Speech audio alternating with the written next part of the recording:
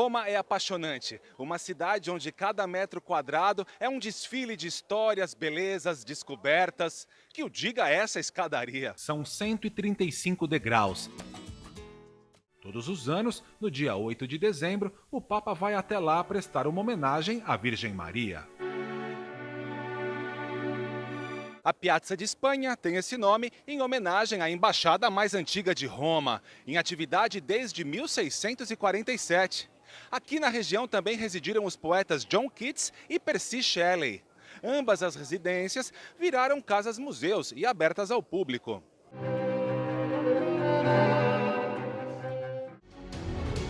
Na Roma antiga, a mitologia era muito parecida com a grega. Assim como Ares, Marte era considerado o deus da guerra.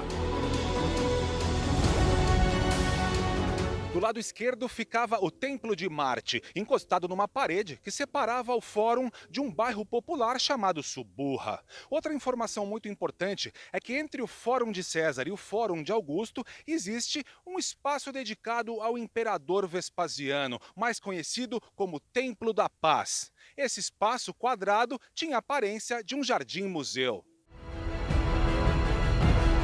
A fachada, as partes internas, tudo aqui lembra as grandes batalhas romanas, principalmente a que Constantino travou primeiro contra Macêncio, na Ponte Milvia, em 312 d.C. O Senado pediu para construir esse monumento em homenagem à vitória de Constantino. Inspirou até o Arco do Triunfo, que foi construído séculos depois na França. Pessoas ditas não desejáveis na comitiva que escolheram um lugar aos pés destas colinas para construir Roma. E foi exatamente durante o reinado de Rômulo que ocorreu o rapto das Sabinas. As mulheres foram sequestradas pela primeira geração de romanos. Aqui na Praça Santa Maria, em Trastevere, a gente encontra vários tipos de comércios e trabalhadores também, artesãos, padeiros e outros tipos, todos levando para frente o legado de Trastevere em meio a restaurantes e pubs lotados. Você joga uma moeda e retorna para Roma. Você joga duas moedas e vai conhecer uma pessoa apaixonante aqui em Roma. Agora, se você jogar 3 moedas, você vai se casar com essa pessoa que você conheceu. Casar? Tá bom, até que soa interessante.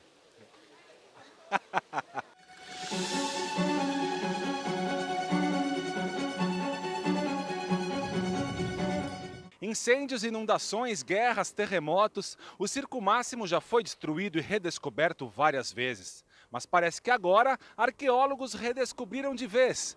O local se tornou um parque aberto, público, ideal para grandes celebrações, como a Copa de 2006, vencida pela Itália.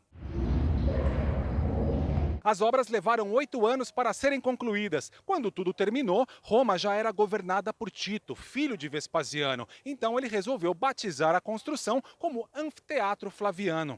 Assim como no Circo Máximo, aqui aconteciam grandes eventos para divertir a população e a nobreza romana, só que de um jeito muito mais violento, brutal, mortal. Os assentos eram em boa parte feitos em mármore e havia uma divisão em 3 partes. Cada uma representava uma classe social. O pódio era destinado aos nobres. Havia o setor específico para a classe média e o outro, com assentos de madeira, era para a plebe e as mulheres.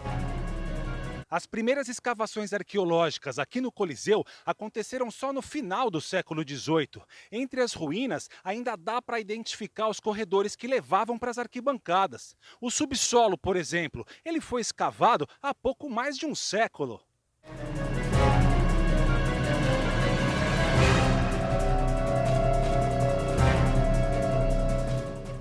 Roma tornou-se então cidade do Reino da Itália.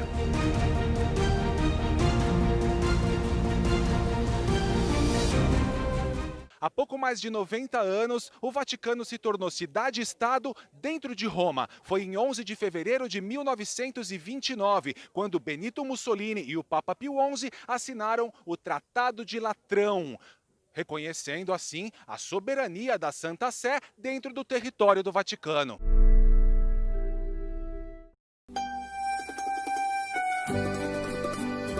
A praça foi toda remodelada no século XV, a pedido do Papa Inocêncio X e da família Pamphili, uma das famílias papais italianas mais poderosas. Esse lugar já foi um mercado a céu aberto também.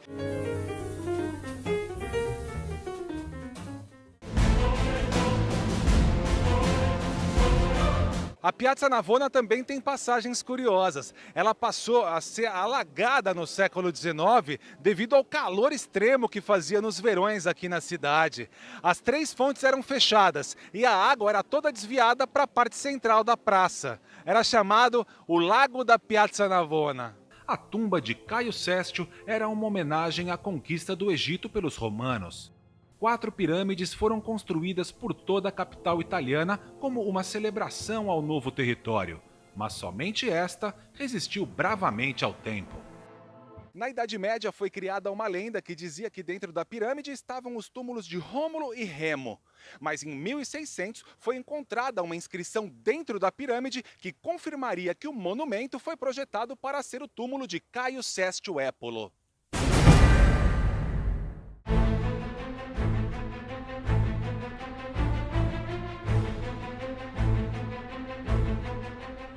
Esse templo que vocês estão vendo atrás de mim é o Templo de Adriano. Ele foi construído no ano 145 d.C. Foi uma das construções mais ambiciosas do Império Romano. O tempo passou, ele sofreu as consequências da modernidade, da natureza e só sobraram 11 colunas, que hoje fazem sombra para o prédio que é da Bolsa de Valores de Roma.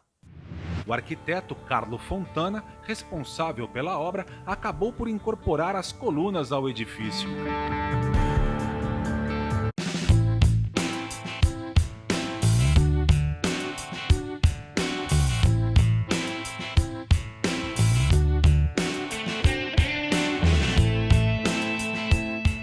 Praça de Pedra para aquela que talvez seja uma das praças mais populares de Roma, a Piazza del Popolo, a Praça do Povo. Dedicado a Ramsés II, esse obelisco que está aqui no meio da praça, na verdade foi erguido no Circo Máximo ainda no século X d.C. Uma forma de lembrar o povo romano que o Império conquistou o território do maior faraó da história. Ele só foi transferido para cá em 1589. A praça também é famosa pelas Basílicas Gêmeas e pela Basílica Santa Maria del Popolo, ou Santa Maria do Povo.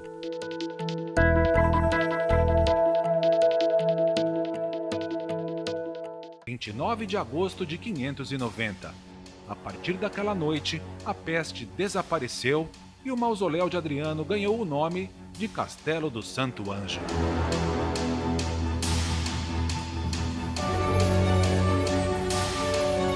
Em 1277, o Papa Nicolau III mandou construir uma passarela elevada de 800 metros de comprimento que liga o Vaticano ao castelo. De manhã, um tradicional mercado ao ar livre. Posso prendere? Grazie. De noite, cenário para os cafés mais deliciosos de Roma. A tradição popular diz que o nome dessa praça se refere a Flora, uma mulher muito amada por Pompeu, o grande general romano.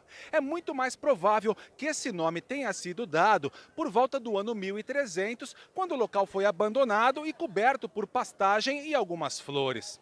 Com o passar dos séculos, ele virou ponto de encontro de mercadantes, peregrinos em pousadas e hospedarias que tinham por aqui. E também era frequentada por mulheres camponesas que carregavam suas cestas cheias de frutas e flores.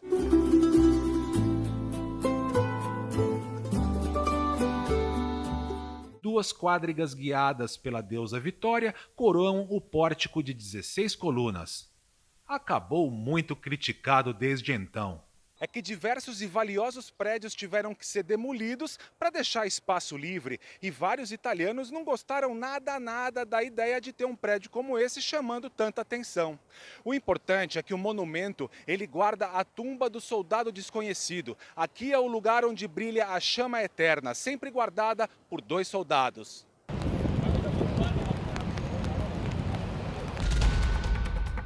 Ele criou prédios que parecem ter saído de contos de fadas. Mas tem quem diga que a inspiração para tudo aqui no Quartiere Copedê surgiu com as imagens surreais do filme Cabiria. O longa, um épico do cinema mudo lançado em 1914, teria dado ao arquiteto responsável os primeiros insights do que poderia ser a região.